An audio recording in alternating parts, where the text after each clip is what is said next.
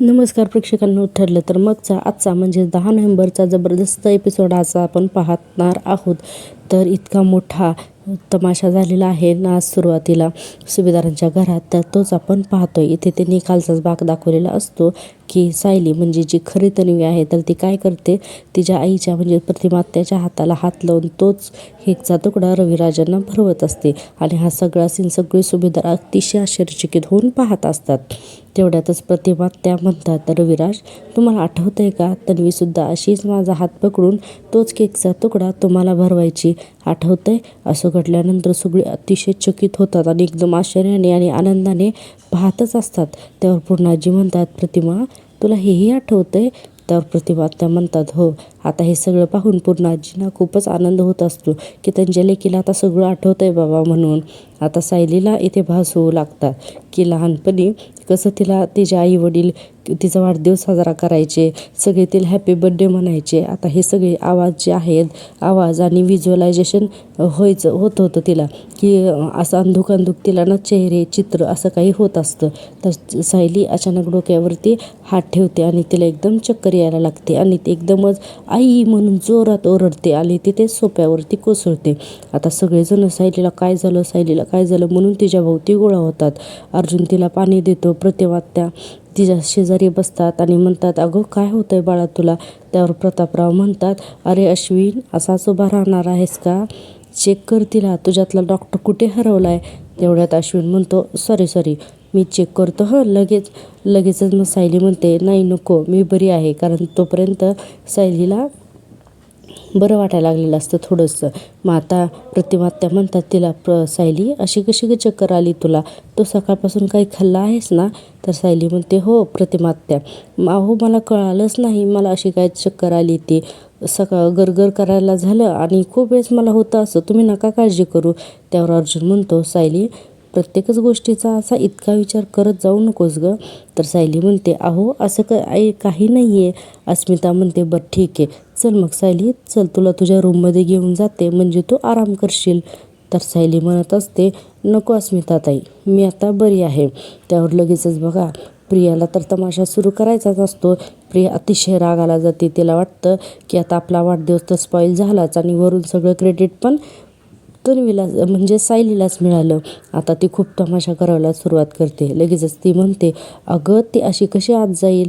उलट इथे थांबून मला कसा त्रास होतोय हे बघत मजा घेईल ना. माझ्या बर्थडेला सगळ्यांचं लक्ष स्वतःकडे वळवून घेतलं नेहमीप्रमाणे, माझ्या आईवर हक्क सांगितला. आता कसं झालं वाटतंय?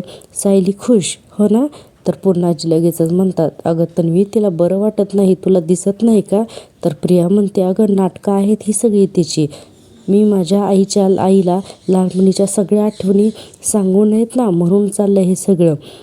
आई तुला आठवतंय का गं, आपला ॲक्सिडेंट व्हायच्या आधी माझा बर्थडे आपण कसं एकदम छान सेलिब्रेट करायचो आपण, आणि असंच तुम्हाला केक भरवायचीस आणि मग मी तोच तुकडा बाबांना भरवायचे. आता इथं पहा हां, प्रियाना जे सगळं ऐकलेल्या गोष्टी आहेत ना, तर त्याच रिपीट करते आणि याच्यावरनं कुणाचासुद्धा विश्वास बसत नाही. आणि म्हणते की आपण बाहेर जेवायला जायचो. त्यावर सगळे आश्चर्याने बघतात आणि कल्पना त्या तर पटकनच बोलून टाकतात की तन्वी, अगं तुझा प्रत्येक वाढदिवसाला प्रतिमांनी तुझ्या आवडीचं जेवण स्वतःच्या हाताने घरीच बनवलंय. प्रत्येक वेळेस ती स्वतःच्या हाताने तुझं जेवण घरीच बनवायची, बाहेर जेवायला नाही गं जात नव्हतात तुम्ही. त्यावर लगेचच प्रिया सारवासारवी करते आणि म्हणते, अगं बाहेर जेवायला नाही गं, बाहेर ड्राईव्हसाठी जायचो. पण आता माझी आई माझ्याकडे बघतसुद्धा नाही आहे आणि हे सगळं फक्त या सायलीमुळे झालं आहे. माझ्या आईला माझ्यापासून तोडून तुला काय मिळतं गं? तर हे सगळं झाल्यानंतर रविराजांना खूप राग येतो. रविराज एकदमच ओरडतात, तन्वी तोंड बंद कर, तुझी अक्कलशून्यतेचं प्रदर्शन करण्याची ही जागाही नाही आहे आणि ही वेळही नाही आहे. अगं तुझ्या आईला तुझा वाढदिवस आठवला याचा आनंद तर तुला नाहीच आहे. हे वरती तुला या गोष्टीचा त्रास होतोय की सायलीला चक्कर आली म्हणून प्रतिमा तिच्याकडे गेली, आणि आईबद्दलचं हे तुझं सगळं प्रेम नाही आहे, हा सायलीबद्दलचा तुझ्या मनात असलेला राग आहे. त्यावर पूर्णाजी म्हणतात, कशाला पालत्या गाड्यावर पाणी घालताय रविराज? आपल्या आईच्या गोळ्या बदलणारी मुलगी सुधारून काय सुधारणार असणार आहे. त्यावेळी लगेचच बघा अश्विनला ना प्रियाचा फारच पुळका येतो. अश्विन लगेचच तिची वकिली करायला जातो आणि लगेच म्हणतो, पूर्णाजी प्लीज, अगं तू तन्वीला समजून घे ना. मान्य आहे मला की झाल्या तिच्याकडून काही चुका, पण तिला त्याचा पश्चाताप होतोय ग. अगं आपली आई आपल्यापेक्षा सायलीवर जास्त प्रेम करते, हे नव्हतं ग सहन होत तिला. आणि कुठल्याही मुलीला हे असं होईल असं कसं सहन होईल सांग ना ग तूच. इथं अश्विन तन्वीची ना फार वकिली करतोय. त्यावर आता हा सगळा सीन सचिन आणि अस्मिता हे तर पाहतच असतात. त्यावर सचिन अस्मिताला एकांतात विचारतो की काही ग अस्मी, तन्वीने स्वतःच्या आईच्या गोळ्या बदलल्या तरीही अश्विन स्वतःच्या बायकोला जस्टिफाय करतोय. त्यावर अस्मिता म्हणते, सचिन अरे तुला जर एक एक किस्सा सांगितला ना या अश्विनचा तर तू थक्क होऊन जाशील. बायकोच्या नादाला लागून एखादा व्यक्ती वेडा होतो ना, त्याचं परफेक्ट उदाहरण आहे अश्विन म्हणजे. आता हे या सगळ्या परिस्थितीत प्रतापराव म्हणतात की आम्हाला मान्यच होतं की तू ना तिचीच बाजू घेणार आहेस, तू ना प्रियाचीच बाजू घेणार, आम्हाला माहितीच होतं. आता झालं ना सगळं तुझ्या मनासारखं, तू तिचा वाढदिवस साजरा केलास, तिचा आरडाओरडा करून झाला. प्लीज आता जरा शांत राहा आणि या घरात आहे ना थोडंसं वातावरण आहे ना पॉझिटिव्ह राहू दे. प्रेक्षकांनो हे सगळेजण घरातले ना अश्विन आणि प्रियाच्या तमाशाला अक्षरशः वैतागलेत.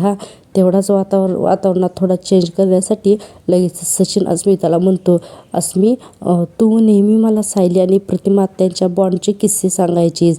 म्हणजे या दोघींना मी ओळखत जरी नसलो ना, किंवा म्हणजे या दोघींना मी पाहिलं जरी नसलं ना, तर पाहिल्यानंतर मी नक्कीच यांना असं म्हटलं असतं की या दोघी सख्या मायलिकी आहेत. त्यावर अर्जुन, प्रतिमा, त्या रविराज सगळेजण ना सचिनकडे पाहतात आणि रविराजांना ना थोडंसं मनामध्ये वाईट वाटतं. कारण ते काय म्हणतात की सचिन अरे दुर्दैवाने, त्यावर पूर्णाजी म्हणतात की हो आम्हालासुद्धा ना नेहमी असंच वाटतं. पण लगेचच आता रविराज म्हणतात, सचिन दुर्दैवाने ते खरं नाही, आमचं नशीब तेवढं मोठं आणि तेवढं चांगलं नाही आहे रे.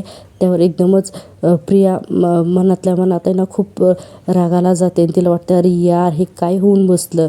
या अर्ध्या मेंदूला आज तन्वीचा वाढदिवस आठवला, त्यांची ती मूर्ख भरवाभरवी आठवली, तिला तिच्या मुलीबद्दल सगळं आठवलं, तर या घरातला ना माझा हा शेवटचा दिवस असेल. आणि माझे हे दळभद्रे आईवडील ते तरी ते ठिया देऊन बसलेत. सगळ्या बाजूनी ना माझीच कोंडी होती आहेत. प्रियाचा ना अक्षरशः संताप होत असतो या सगळ्या गोष्टीला. आता यावर काय करू आणि काय नको असं होत असतं प्रियाला. पण आता लगेचच अश्विन म्हणतो, sorry Tanvi, I am really very sorry, माझं चुकलं, मी उगाच ना हट्ट केला इथे सगळ्यांच्या समोर तुझा वाढदिवस साजरा करायचा. मला वाटलं की आजच्या दिवशी तरी ही माणसं तुझ्याशी नीट वागतील. पण ठीक आहे, हरकत नाही, चल आपण आपल्या रूममध्ये जाऊ आणि नंतर छान बाहेर जेवायला जाऊ. काय ना की तू कितीही चांगलं काहीही केलंस ना तरी ह्या माणसांना तुझी काहीच किंमत नाही आणि आता अशा माणसांमध्ये मला थांबायचं नाही आहे. असं म्हणून चल करत अश्विन प्रियाला घेऊन जात असतो.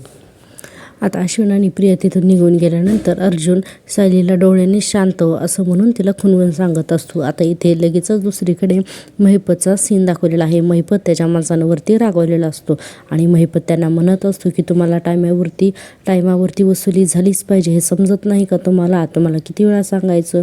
त्या कोपचंदनी पैसे जर नाही ना दिले तर त्याला उचलून आणा, त्याला चांगला सुजवा आणि सुजलेला नवरा बघून त्याची बायको बरोबर पैसे देईल. काय कळलं ना. तेवढ्यातच महिपत म्हणतो चला निघा इथून आणि महिपतला फोन येतो. तर तो फोन असतो नागराजचा. पण आपल्याला इथे नागराज काही दाखवलेलं नाही. महिपत त्याला बोलवत असतो, काय नागराज शेठ काय सांगताय, त्या प्रतिमाला तिच्या पोरीचा बर्थडे आठवला, मग तुम्ही काय करत होता तिथं? तिच्या पोरीच्या बर्थडेचा केक होता का? तुम्ही नव्हता त्या टायमाला, तुम्ही तिथं नव्हता? अहो हे काय सांगताय तुम्ही, त्या बाईचं थोबाड मी जळलं होतं आणि हे जर तिला आठवलं ना तर नाही नागराज शेठ, असंच तिला आता लागलीच मारून पण नाही चालणार. तिला आता सगळ्यांच्या नजरेत येईल ना, तिला जर मारलं तर नाकातोंडात पाणी जायला लागलं ना तर आपण तिला ढगात पाठवणारच आहे. पण त्या अगोदर त्या चितुंद्रीवर बारीक लक्ष ठेवा. त्या अर्ध्या मेंदूच्या प्रतिमावर लक्ष ठेवण्यापेक्षा त्या डबल मेंदूच्या बबलीवर जरा जास्त लक्ष ठेवा. प्रतिमाला सगळं आठवतंय हे तिनं तुम्हाला सांगून घाबरवलं तर नाही ना त्या प्रियानं. हे तुम्ही तिच्यावर नीट लक्ष ठेवा आणि प्रतिमाचं काय करायचं ना ते आपण बघून घेऊ. आणि त्या बबलीचा तुम्ही लॅपटॉप मिळवणार होतात ना, त्याचं काय झालं? हा मिळवा पटकन मिळवा तो लॅपटॉप, टाईम नाही आपल्याकडं काय असं म्हणून तो फोन ठेवतो. प्रेक्षकांनो, महिपतला सुद्धा ना इथं माहिती आहे की बबली जी आहे ना ती खरंच डबल मेंदूची आहे ती, आणि महिपतसुद्धा ना अगदी तिच्यासारखाच आहे. आता इथे आपल्याला लगेचच दुसरा सीन दाखवलेला आहे की रात्र झालेली असते आणि सायली रूममध्ये विचार करत असते. तिला दिवसभर घडलेल्या घटना आठवत असतात. वाढदिवसाच्या दिवशी कसं काय झालं तिने आणि कल्पनाने दोघींनी मिळून रविराजांना कसा केक भरवला हे सगळं तिला आठवत असतं. आणि हे सगळं अर्जुन पाहतो आणि अर्जुन म्हणतो, बायको काय विचार करतेस ग? तर सायली म्हणते, तुमच्याशी बोलून काय उपयोग? तुमचा माझ्यावर विश्वास तर आहे का? विश्वासच नाही आहे, तुम्हाला फक्त पुरावे मागता. अर्जुन म्हणतो, अच्छा म्हणजे तू आत्ता पण तुझ्या आईबाबांचा विचार करतेस का? तर सायली म्हणते, नाही. मग कसला विचार करतेस? तर सायली म्हणते, प्रतिमा आत्यांचा विचार करते. आज काय घडलं तुम्ही पाहिलं ना? प्रतिमा आत्यांना तन्वीच्या लहानपणीच्या गोष्टी माझ्याबरोबर कराव्याशा वाटतात, हो ना? तर अर्जुन म्हणतो, अगं तुमचं बॉन्ड ना किती स्ट्रॉंग आहे हे मला माहिती आहे ना. सायली लगेच रागावते आणि म्हणते, मला अगोदर बोलू द्या, तोपर्यंत तुम्ही मध्ये अजिबात बोलू नका. अर्जुन तितका घाबरतो ना, पटकन ना हाताची घडी आणि तोंडावर बोट असं ठेवतो. आणि मग आता सायली बोलायला लागते.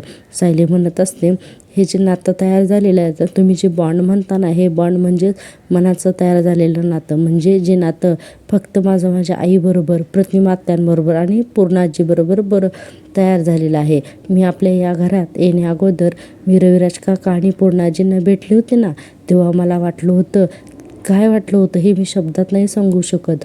पण आता ज्यांनी माझी जन्मनात ते ज्यांना मी मानलं जात आहे ना, त्यांच्या बाबतीत यातली कुठलीच गोष्ट घडत नाही आहे. असं का होत असेल? असं म्हणून ते अर्जुनकडे पाहते. तर अर्जुनने तर काय हाताची घडी आणि तोंडावर बोट असं ठेवलेलं असतं आणि तो बोलतच नाही सायलीची. सायली म्हणते, काय झाले बोल ना? तर सायली म्हणते, झालंय माझं बोलून. तर अर्जुन म्हणतो, पण मला बोलण्याची परमिशन मिळेल का? तसं मिळेल का? तर लगेच सायली म्हणते, मस्करी करू नका तुम्ही, नाहीतर मी बोलणारच नाही. अर्जुन म्हणतो, थांब बायको, मला ना तुझे इमोशन्स कळत आहेत. तुझ्या आई बाबा तुला आत्ताच भेटलेत ना, मग त्यांच्यासोबत कनेक्शन व्हायला तुला थोडा वेळ लागेल ना. तुला पण त्यात ते थोडे, आणि त्यात पण ना ते थोडेसे विचित्र पण आहेत ग. प्रत्येक मुलंच काही आईबाबांसारखी नसतात ग. आणि हेच बघ ना, तन्वीचं पाहतेच आहेस ना तू, ती कम्प्लीट अपोजिट साईड आहेस. ती जरासुद्धा तिच्या आईवडिलांसारखी नाही आहे. आणि तू तू तू लोखंडीची मुलगी आहेस, तरीसुद्धा तू लोखंडीची नाही, तर तुझ्यावर मधुभाऊंचे संस्कार झालेले आहेत, म्हणून जरा तू वेगळी आहेस. आणि तुम्हाला काय, मग त्यावर सायली म्हणते, तुम्हाला ना काही झालं ना तर तुम्हाला माझं पटतच नाही आहे ना, मला ना तुमच्याशी बोलायचंच नाही. असं म्हणून सायली पांघरून घेऊन बेडवरती झोपते. अर्जुन मात्र तिच्या पाठीमागे करतो आणि म्हणतो, अगं तू का चिडतेस? माझं ऐकून तर घे ना, चिडू नकोस ना गं तू, असं म्हणतो. आणि सायली झोपी जाते आणि म्हणतो की, बायको बोल ना गं. तर ती झोपी जाते. मग अर्जुन तिथून उठून हॉलमध्ये निघून जातो आणि बघतो तर काय, मैनावती डबे शोधत असते काहीतरी खाण्यासाठी रात्रीच्या वेळेस. अर्जुन म्हणतो, मैना काकू. त्यावेळेस मैनावती अचानक दचकते आणि नाही करून एकदम ओरडते. अर्जुन म्हणतो, अहो घाबरू नका, मी फक्त तुम्हाला हाक मारली आणि तुम्ही काय करताय ना हे तुम्हाला मला दिसतंच आहे ना, तुम्ही लाडू खाताय ना. तर मैना म्हणते, हो मला रात्रीची ना भूक लागते आणि जर नाही खाल्लं ना तर मग मला पित्त होतो. मग अर्जुन म्हणतो, ठीक आहे काही हरकत नाही, तुमचं जर काही लाडू खाऊन झाला असेल तर जरा तुमच्या रूममध्ये येता का? मैना म्हणते, का? तर अर्जुन म्हणतो, मला ना सायलीसाठी तुमची साडी हवी आहे. तर मैनावती म्हणते, साडी? अगं बाई माझी, आणि कशाला? सायली काय माझी साडी बिडी नेसत नसते हो. तर अर्जुन म्हणतो, नाही साडी नेसायला नको आहे, मला सायलीच्या अंगावरती तुमची साडी ना पांघरायला घालायची. ते काय ना की आईची साडी अंगावरती पांघरून घातली ना की तिला असं वॉर्म फील होईल ना, आणि मग ती शांत झोपेल. मैनावतीला यातलं काही कळत नसतं की अर्जुन काय बोलतोय. तिला फक्त एवढंच कळतं की मैनावतीची साडी अर्जुनला पांघरायला हवी. त्यावरती म्हणते, बरं मी देते तिला, पण तुमचं काम झालं की मला ते द्याल ना? अर्जुन म्हणतो, हो देतो असं म्हणतो. आणि मग इकडे आपल्याला लगेच सीन दाखवलाय. इकडे प्रिया संतापलेली असते आणि संतापूनच प्रिया विचार करत असते की मी जितकं सावरण्याचा प्रयत्न करते ना ते सगळं माझ्या हातातून निघत चालले. आता मी त्या प्रतिमा आणि सायलीला वेगळं करण्याचा आणखी किती प्रयत्न करू, सगळं तर करून झालं पण कशाचाच उपयोग होत नाही आहे, कशाचाच उपयोग होत नाही असं प्रिया म्हणत असते आणि खूपच संतापलेली असते. कारण तिचे सगळेच प्रयत्न जे आहेत तर ते फेल गेलेले असतात आणि अतिशय तिचा संताप होत असतो. तोपर्यंत इकडं अर्जुनराव पोचलेले असतात सायलीकडे मैनावतीची साडी घेऊन आणि तिला पांघरण्यासाठी. आता अर्जुन ती सायली घेतो आणि झोपलेल्या सायलीच्या अंगावरती साडी घालतो.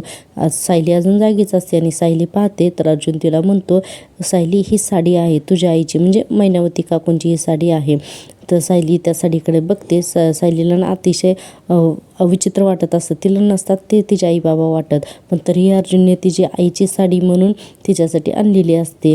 आणि लगेचच अर्जुन म्हणतो की तुझा मैनावतीसोबत तुझा बॉन्ड फील होत नाही आहे ना, म्हणून मी त्यांची साडी आणली. आता ही साडी मी तुला पांघरायला घातलेली आहे, आता तू झोप हं, तुला छान झोप लागेल आणि तुला त्यांच्यासोबत असलेलं कनेक्शनसुद्धा फील होईल. त्यावर सायली वैतागून म्हणते, हो पांघरते ना, आणि म्हणते आपल्या बायकोचे विचार पटत नसतानाही तिच्यासाठी एवढं करणारा नवरा हा फक्त माझाच असू शकतो असं म्हणते. आणि खूपच मस्त दाखवलं हा सीन. आता लगे अर्जुन म्हणतो हो हो हो.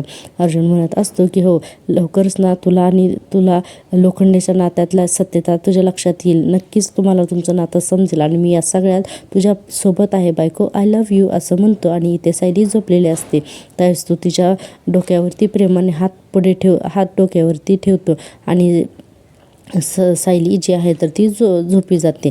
मैनावती आणि सदाशिव यांनी आता आपल्याला इथे पुढच्या भागामध्ये दाखवलेलं आहे की सायली ना आता अलर्ट झालेली आहे की मैनावती आणि सदाशिव यांच्याशी तिचं असलेलं नातं पाहण्यासाठी. तर आता सायली ना विचार करते की मैनावती आणि सदाशिव जर यांची केस असते तर यांनी ही केस कशी बरं सोडवली असती. आता ती अर्जुनची नकल करतच म्हणत असते, हां सगळ्या बाजूने केसचा विचार करायला हवा, कुठलीही खून सोडता कामा नये, कारण कुठलीही जागा आपल्याला कुठलाही केस आपल्याला सत्यापर्यंत घेऊन जाईल हे आपल्याला आधी माहीत नसतं ना. आणि आता ते मैनावती आणि सदाशिव यांच्या घरीसुद्धा जाणार आहे. पुढचा भागसुद्धा ना तितकाच इंटरेस्टिंग आहे. आणि आता तिला मैनावतीच्या आणि सदाशिवच्या घराच्या चाव्यासुद्धा सापडलेल्या आहेत. पण तुम्हाला काय वाटतं, प्रिया इथे पण तिच्या पाठीमागे येईल का, काय होईल? आणि इथे ना आणि कालचाच भाग दाखवलेला आहे की तो सचिन जो आहे ना तर तो साक्षीला भेटायला जाणार आहे वगैरे. तर पाहूया आता उद्याच्या भागात नक्की काय दाखवतो ते. प्रेक्षकांनो तुम्हाला जर का माझ्या आवाजात दिलेला रिव्ह्यू आवडत असेल तर प्लीज चॅनलला लाईक करा, शेअर करा.